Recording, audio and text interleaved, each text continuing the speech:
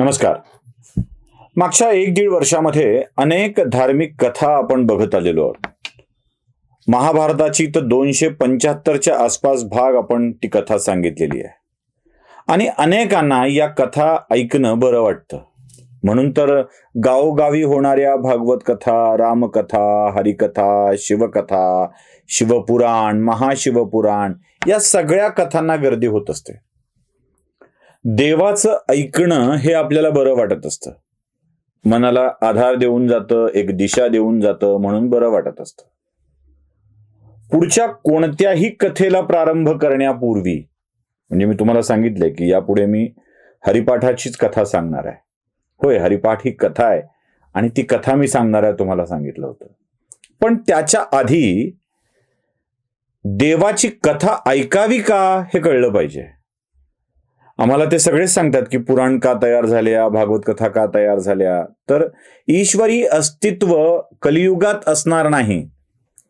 मग जेव्हा ईश्वर प्रत्यक्षात कलियुगामध्ये असणार नाही, तेव्हा ईश्वराने सांगितलेले मार्ग तरी आम्हाला कळायला हवेत. हे कथा सांगण्याचं, ऐकण्याचं प्रयोजन आहे.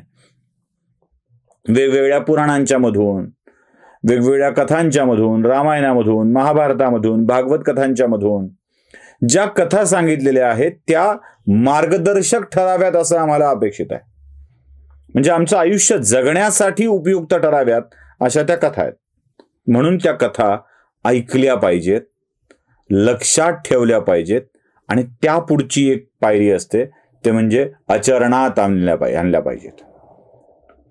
त्यातला खरा संदेश जर आम्ही आचरणात आणायचं नाही ठरवलं तर या कथा ऐकण्याचं काहीच फलित लागणार नाही. म्हणून ईश्वराच्या कथा ऐकताना, भागवत कथा ऐकताना त्यात दडलेला सूक्ष्म संदेश आपण नेहमी लक्षात घेतला पाहिजे.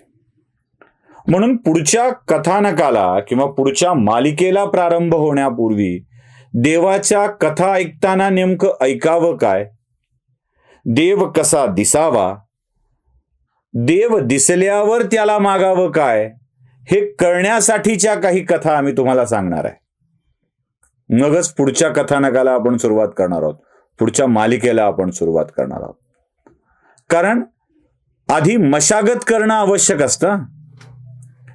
एखाद्या रानात पेरणी करायची असेल तर ओंजळभर दाणे घेऊन आपण असे विखुरून नाही टाकत शेतामध्ये. त्यासाठी पहिल्यांदा रान उन्हामध्ये तापावं लागतं. तापलेल्या रानाची नांगरट करावी लागते. मग आतली ढेकळं बाहेर येतात. कठोर झालेलं, टणक झालेलं रान भुसभुशीत करावं लागतं. ते भुसभुशीत केलेलं रान परत काही दिवस उन्हामध्ये तळू द्यावं लागतं. मग उन्हात तापलेली माती मृगाच्या पावसाने भिजते, एकजीव होते. त्या एकजीव झालेल्या मातीत मग थोडंसं वाळलं की पेरणी करायची असते. नुसतं बियाणं टाकून नाही जमत, त्यात खतं टाकायची असतात आणि मग ते पीक येतं.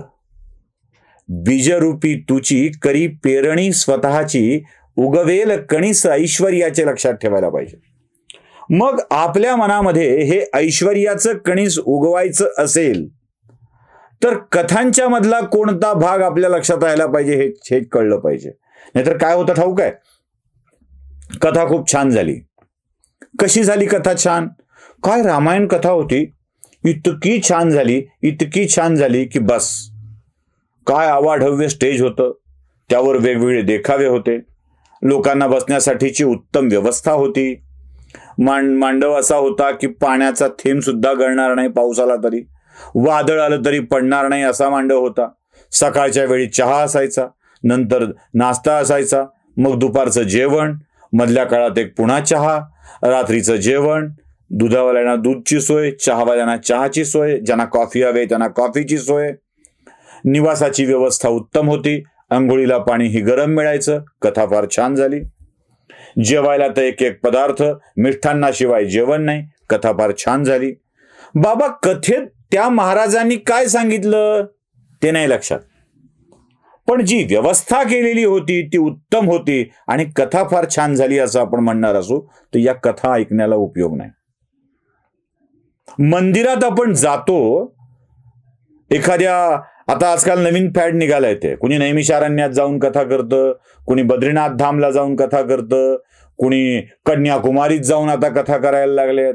वेगवेगळ्या, मग देवी भागवत असेल, नुसतंच भागवत असेल, हरिकथा असेल, रामायण असेल, मग आता अयोध्येत जाऊन रामकथा करण्याचं नवीन आलेलं आहे. या सगळ्या कथा त्या त्या गावात जाऊन करताना कथा वाचक, कथा प्रवक्ता आणखी एक गोष्ट करत असतो. या कथेचे आजचे प्रायोजक आहेत. दूरदर्शनवरच्या मालिका बघितल्यासारखं वाटतं. मग एखाद्या दानशूर माणसाचं नाव घेतलं जातं आणि यांनी आज 50,000 दिलेत, 1,00,000 दिलेत. तो दानशूर माणूसही त्या दिवसाच्या कर्तृत्वाने सुखावतो. मग देवाची कथा करायची असेल तर 1,00,000, 2,00,000, 5,00,000 खर्च केला पाहिजे, तेव्हा कथा उत्तम होते असं वाटायला लागतं आणि तिथे खरी गडबड होते. मंडळी, देवाला काय हवं असतं याचा कधी विचार केलाय? काय हवं असतं?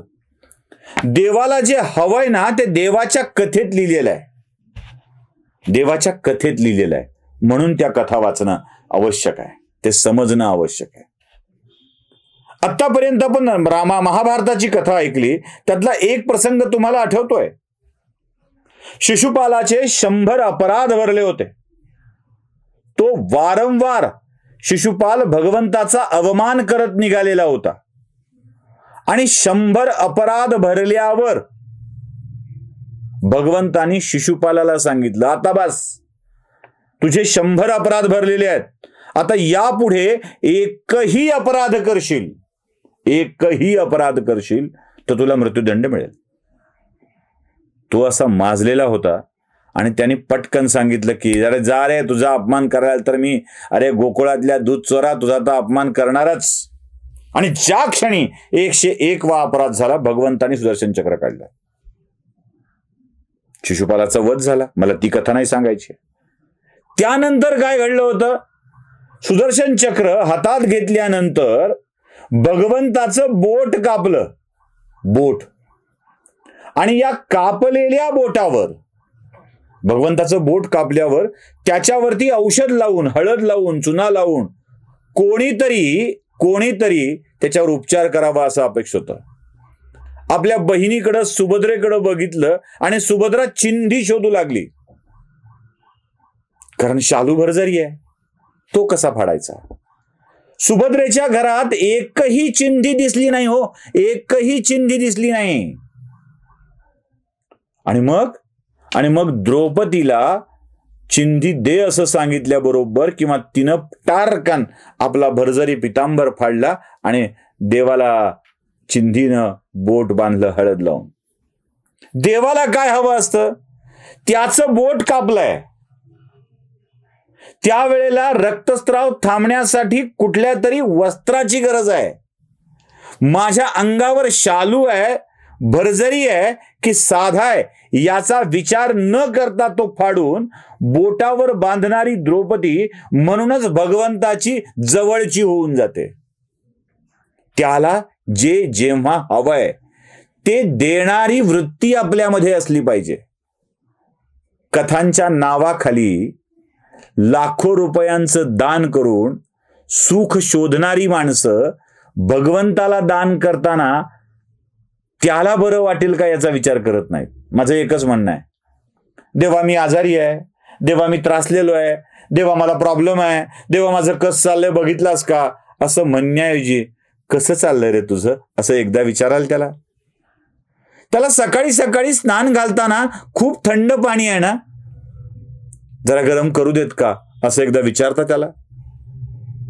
की त्याच्या अंगावर गार गार पाणी होतं, देव माझं भलं कर, देव माझं भलं कर म्हणणार असाल तर तो काकडलेल्या अंगाने तुमचं भलं काय करणार आहे. त्यामुळे कधीतरी त्याला विचारतो का आपण, तुला काय हवंय? जसं मुलांना विचारतो, जसं घरातल्या ज्येष्ठांना विचारतो, तसं कधीतरी विचारणं एकदा व्हायला हवं. म्हणून म्हणालो, मशागत करावी लागणार आहे, नांगरट करावी लागणार आहे, उन्हात तळपावं लागणार आहे मातीला, तेव्हा बीजांची पेरणी करता येईल. ही बीजांची पेरणी करण्यापूर्वीची ही मशागत अजून काही भाग अशीच चालू ठेवणार आहोत. बघत राहा, पुढची कथा नक्की ऐका आणि मग मालिकेची सुरुवात करणार आहोत. नमस्कार.